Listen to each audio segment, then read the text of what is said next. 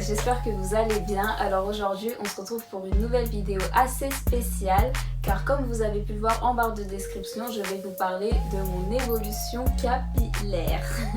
Alors oui, ça fait maintenant des années que j'ai décidé de revenir au naturel et depuis toutes ces années donc on me demande Drussia, comment t'as fait, quel produit tu utilises, c'est pas trop compliqué, etc. Donc on me pose beaucoup de questions par rapport à ça et donc du coup je me suis dit avant de vous faire une routine capillaire et vous montrer tous les produits que j'utilise dans mes cheveux, on va parler évolution parce que je pense que c'est très important avant de se lancer directement dans la partie routine que vous puissiez comprendre par où j'en suis passée. Pour en arriver là.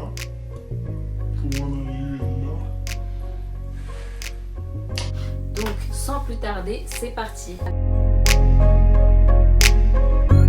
Alors premièrement, pourquoi je suis revenue au naturel? Je pense que cette question, mine de rien, elle est quand même importante à savoir déjà pour soi et déjà pour vous. Donc déjà, faut savoir que j'avais pris la décision d'arrêter de porter de faux cheveux. Donc ça, c'était une décision religieuse. Donc déjà, à partir de là, j'étais constamment avec mes cheveux naturels, défrisés.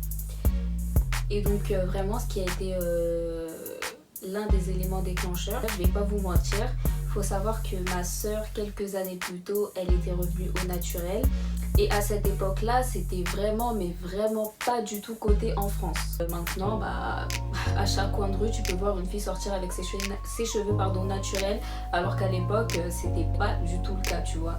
Et donc du coup, elle regardait beaucoup les vidéos des Américaines, genre quand elles faisaient leurs soins, tout ça, que je trouvais ça super beau. Surtout qu'il faut savoir que moi, tout ce qui est grosse touffe, tout ce qui est cheveux curly, bouclés et tout, ça a toujours été mon kiff. Genre, je kiffais ça. Et donc du coup, de voir des Renois avoir des cheveux comme ça, déjà je savais pas que c'était possible. Et en plus de ça, je me suis dit, pardon, parce que quand tu as baigné une grande partie de ta vie dans les défrisages, etc., tu connais pas vraiment tes cheveux en fait. Et du coup, je connaissais pas du tout le pouvoir et le potentiel de mes cheveux naturels. Donc du coup, quand j'ai vu ces vidéos, je me suis dit, genre ça c'est que aux States ou moi aussi genre je peux avoir des cheveux comme elle, parce que si c'est possible, moi je veux, ramenez-moi tout là, je vais acheter les produits, je vais revenir au naturel, pardon. Et donc du coup, le premier truc qui a fait que je m'y suis intéressée, mais de là à me lancer, non, j'étais pas totalement chaude, on va dire. Donc vraiment, en fait, ce qui a été le déclic, c'est un jour comme ça. En fait, je me suis rendu compte que mes cheveux ne poussaient plus. Bon, déjà, génétiquement parlant, dans ma famille, que ce soit ma mère, que ce soit mes soeurs, nous avons tous de longs cheveux. Ok, mes cheveux ils sont défrisés, ils m'arrivent aux épaules, donc c'est quand même assez long. Mais à un moment donné, en fait, ça fait 5 ans, 10 ans, 20 ans, je vais rester avec les cheveux aux épaules. C'est quoi le projet? Donc en fait, voilà, je me suis rendu compte vraiment que mes cheveux, certes, ils étaient longs, mais en fait, c'était la stagnance. En fait, ils stagnaient de ouf. Et c'est pas un projet de vie, quoi, d'avoir des cheveux depuis t'aider, c'est au même niveau. Façon de parler, mais voilà, quoi, c'est ça vraiment ce qui a fait tic dans ma tête et je me suis dit tu peux pas continuer comme ça Drussia, c'est un peu trop là. Du coup je vous parle du pourquoi je me suis lancée. Je pense que c'est vraiment très important de savoir pourquoi on le fait parce que mine de rien aujourd'hui il y a une petite guéguerre entre celles qui ont les cheveux défrisés et les nappies. Du style toi de toute façon tu défrises tes cheveux, ça veut dire que t'es pas une vraie Renoise, t'es pas une vraie africaine, tu renies tes origines, t'es une bounty. Bla, alors que pas du tout en fait, c'est hors sujet. Moi je vous le dis direct, je suis pas dans ça, je suis en terrain neutre, c'est à dire que j'en ai strictement mais rien à que tu veuilles revenir au naturel ou pas, c'est un choix de vie. Je connais des personnes qui ont voulu revenir au naturel, au bout de 2 mois, 3 mois, elles ont craqué, elles sont parties s'acheter le pot de défrisant parce qu'elles se sont dit mais c'est pas possible en fait, ces cheveux ils sont trop durs à dompter. Déjà j'aime pas le terme dompter, c'est comme si on était un animal ou je ne sais pas, j'aime pas déjà ce terme, mais bon.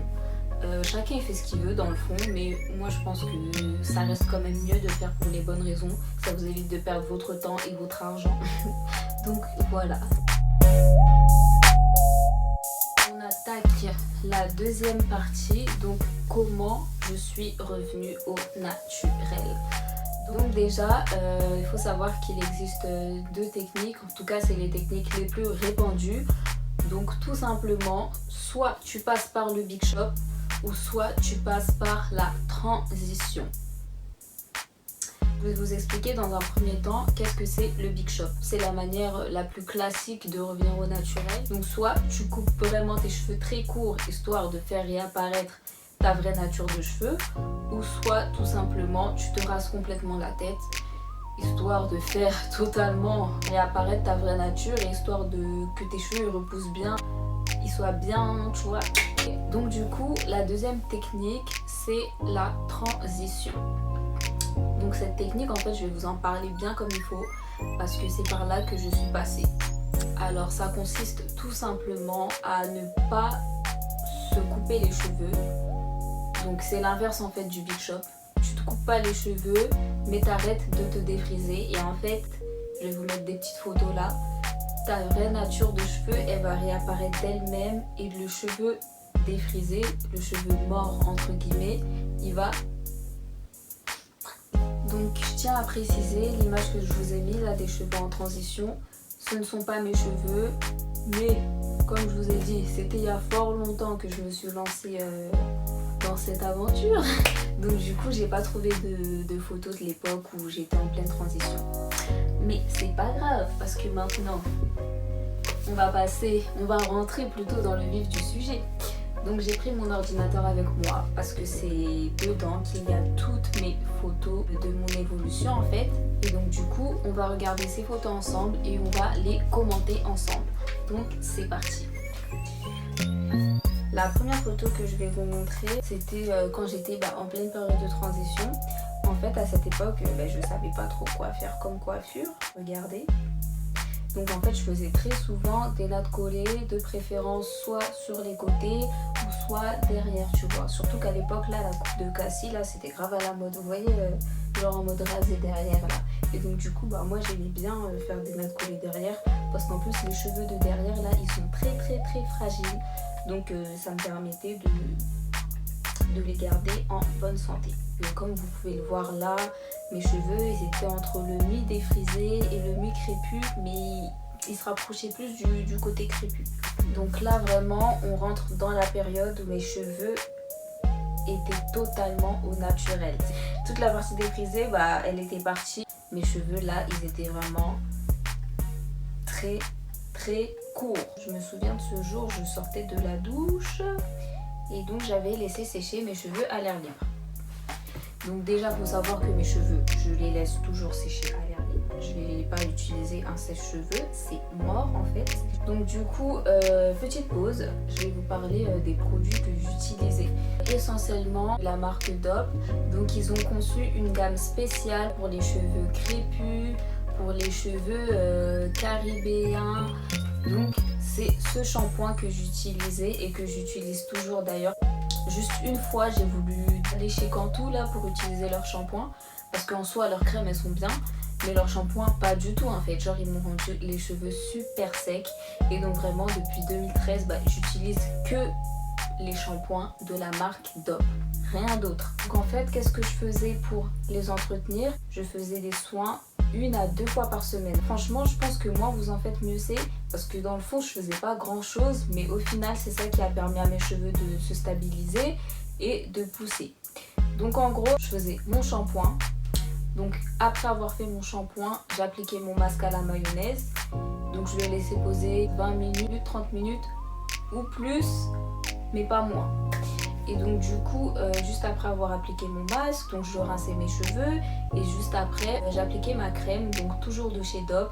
Et ensuite, mon huile de ricin dans mes cheveux, je peignais, je démêlais et ensuite je faisais mes vanilles. Donc les vanilles, tout simple, je prenais 2 sections de cheveux et ensuite je faisais mes vanilles comme ceci. Et ça, je le faisais sur toute ma tête, mais vraiment toute ma tête. quand tu débutes. C'est là vraiment qu'il faut être très attentif à ton cheveu et à ses besoins. C'est là vraiment qu'il faut pas se négliger. Donc du coup, tous les soirs avant de dormir, je faisais mes vanilles. Quand bien même je partais à des fêtes, quand bien même je rentrais, j'étais KO. Je négligeais jamais les vanilles. C'est ça qui a permis à mes cheveux d'être bien protégés toute la nuit et de pouvoir bien pousser tout au long de mon parcours. C'est vraiment les coiffures protectrices. Et étant donné que je ne mets pas de faux cheveux, je n'avais aucune alternative. Ou sinon, deuxième astuce, pour celles qui n'aiment pas trop faire des vanilles, vous pouvez faire des tresses au fil. Donc tout simplement, vous prenez vos cheveux, vous prenez un fil, vous les enroulez et en gros vous faites des antennes. Pour toutes les renois, nos daronnes, elles nous ont toutes fait des antennes quand on était petites. Donc je pense que vous savez de quoi je parle. Les antennes là qui vont à droite à gauche, ça aussi ça permet aux cheveux d'être bien protégés et de pouvoir bien pousser. Donc maintenant on passe en 2014. Regardez cette photo. Je croyais trop j'étais arrivée, ouais. Je croyais trop j'avais des cheveux et tout. Je me souviens j'avais voulu les lisser pour la première fois. Mais c'est une blague en fait. C'est affreux. C'est affreux. Non mais sérieux. Donc là du coup on va passer en 2015.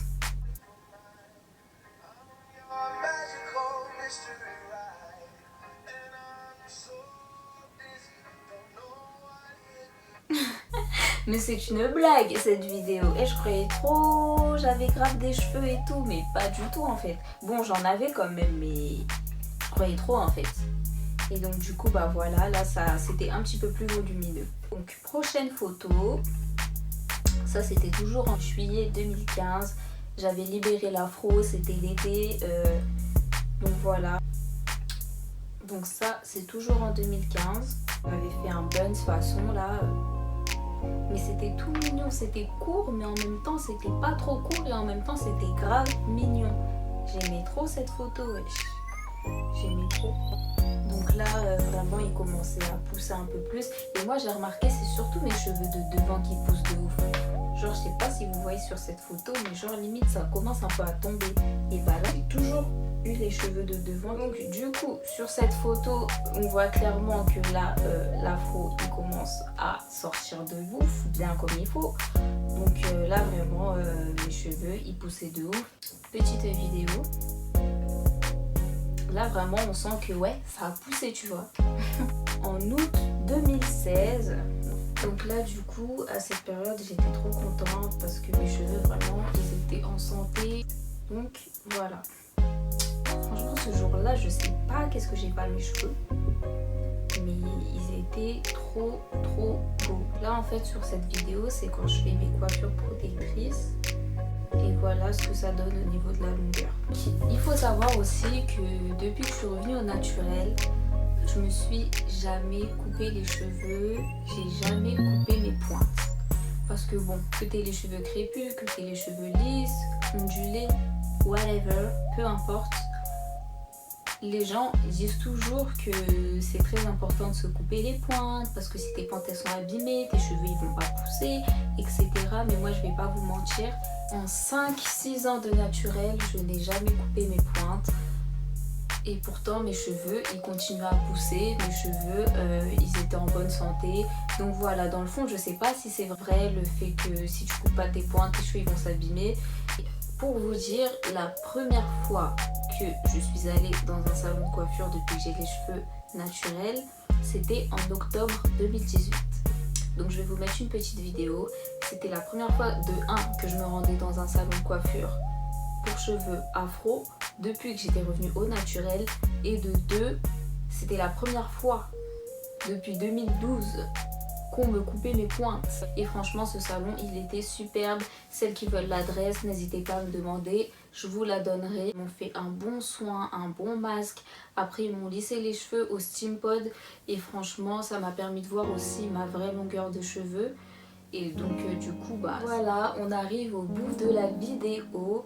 Donc maintenant vous savez pratiquement tout. ou peut-être même tout sur mon évolution capillaire. J'espère vraiment que cette vidéo vous a plu, j'espère qu'elle pourra vous aider. C'était important pour moi de la faire parce que en fonction de celles qui vont regarder ma vidéo, on n'est pas toutes au même stade. Peut-être qu'il y en a qui se sont pas encore lancées, peut-être qu'il y en a qui viennent de se lancer. Du coup, je pense que c'est important de raconter step by step. Comme ça, en fonction de ce que je vous ai dit, peut-être que vous allez pouvoir vous repérer.